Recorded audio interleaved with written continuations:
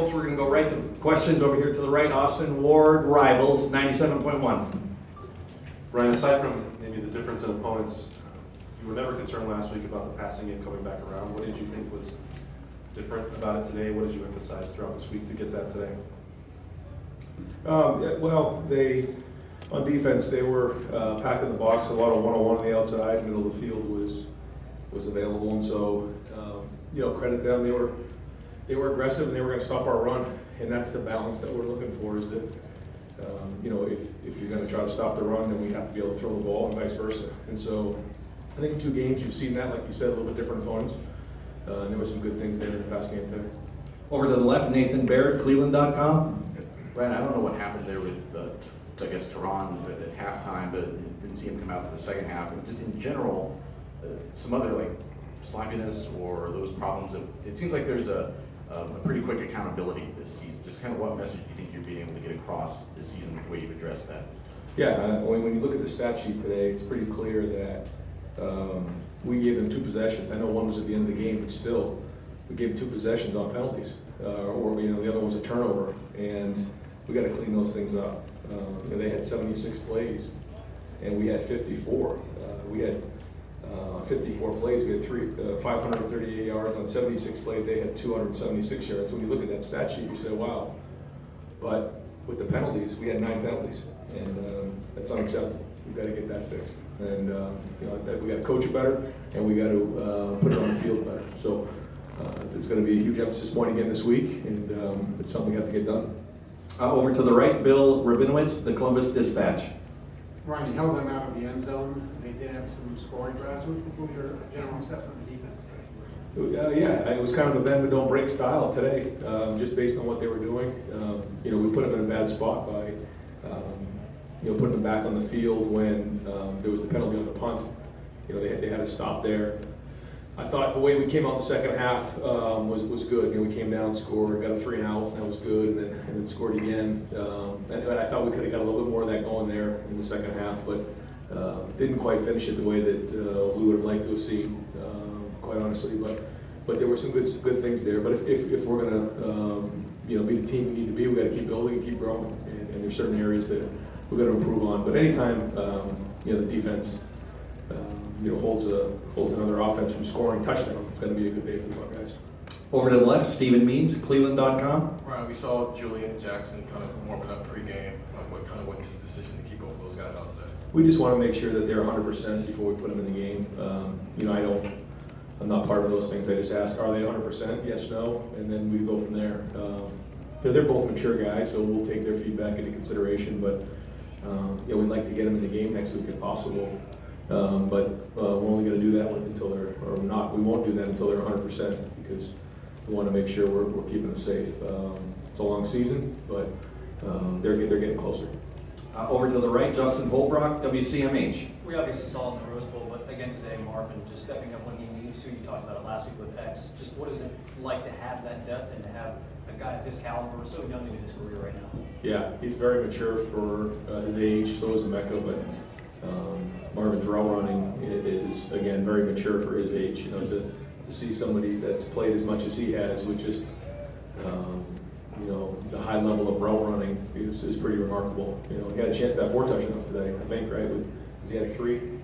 Yeah, and he had the one that they called an incompletion. He could have finished that one off. So the potential is there. You can see the couple plays he made. He did it a bunch of different ways. He caught a couple slants that got us going. I think that's important, is that when we're starting drives out, we get a couple, easy completions, we get those couple first downs, then all of a sudden we start to roll. And that has been something that's kind of happened to us the first couple of games, couple 3 and outs. We got to do a better job with those.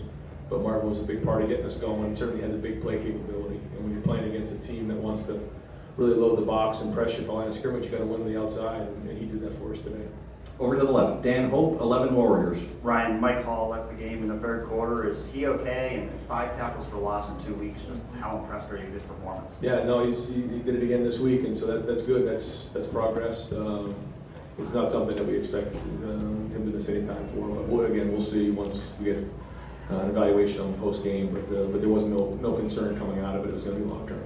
Over to the right, Tim May, Letterman Row. Yeah, Ryan, just sort of the inconsistency a little bit for the offense, like you're talking about, is it was a little bit frustrating for you, because obviously you're calling plays you think will work, et cetera. You know, it was feast or famine almost, it seemed. Yeah, and when you play a style of defense like the one we went up against, it's a little bit that way.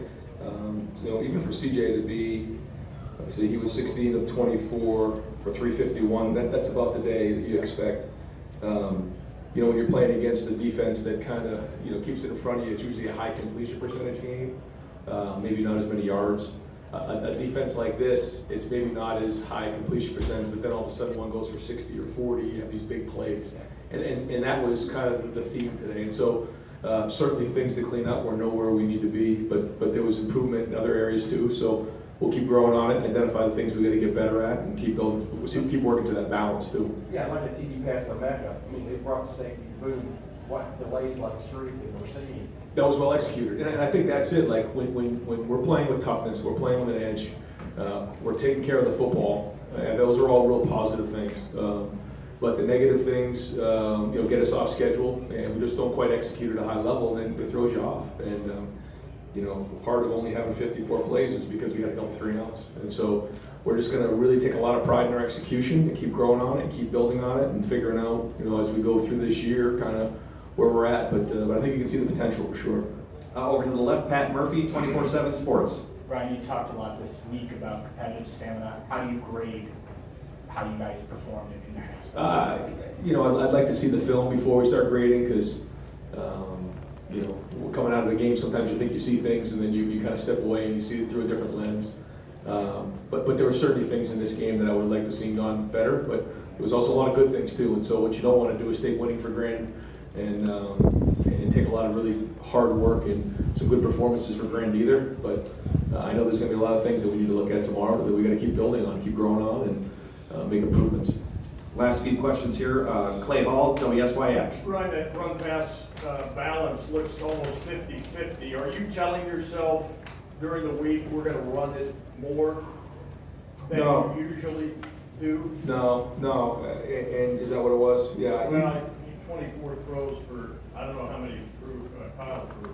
He threw 4, so you got 28, I guess. Yeah, I mean, that's what we look for. We look for that balance, and we were probably 60-40 or more past last year, which is not what we want to do. We want to be able to control the game, and so no, that's the balance that we need. Now, depending on what a team is doing, sometimes they force your hand a little bit, and that's where you have to. If you want to be a good offense, you have to be able to do that, and that's why I called a timeout at the end of the first half, even though it was 4th down at midfield, and maybe it was like, well, why are we calling a timeout to give them more time? But I felt like if we get a stop there, we could work a 2-minute drill, because we need to get that going if we're going to win it. We have to win in a 2-minute drill. That happened last year. It's going to happen again this year. We have to be able to throw the ball, but then we have to win in 4-minute drills and run the ball in short yardage in the red zone. So constantly working towards those things so that we can get to where we need to be. The good news is we've already played a top 5 opponent, so we've already proven ourselves in some areas, but the only way we're going to accomplish our goals is if we keep building and growing and getting better in all these areas. Caden Curry made 2 or 3 plays. Is there any chance you played every D lineman? I might have. It seemed like there were a lot of guys out there, but Caden's flashed. Caden plays hard. He's productive. He's one heck of a football player. I'm glad he's a Buckeye, and looking forward to see if he's a great champion. We're going to stay to the right. Cam Teague, The Athletic. Ryan, you mentioned that Arkansas State really wanted to stack the box against you guys, but I mean, Travion averaged 8 yards a carry, mine was near 6 yards a carry. Just what to say about those two now back-to-back weeks performing, and then the offensive line? I mean, there were times where those two were getting to the second level without getting touched. Yeah, there were some clean runs in there for sure, and some other ones that could even been cleaner. So, again, we're used to running more than 54 plays. So, if we keep some drive going and do a better job across the board, then those numbers are probably even different. But I thought they ran hard again, and we'll watch the film and make sure they hit the right holes and figure out what we can improve on. But there were some positives there again. And last questions over here to the right. Bill Landis, Rivals.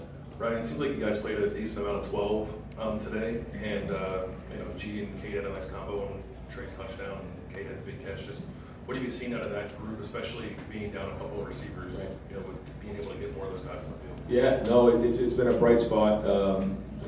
Kate had that nice catch down the sideline. I thought that was really good, and trying to get him more and more involved in the pass game.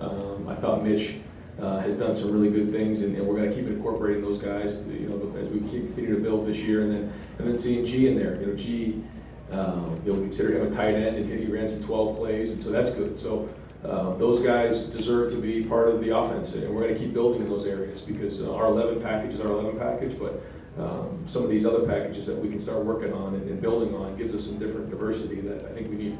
Great. Coach, thank you very much. All right.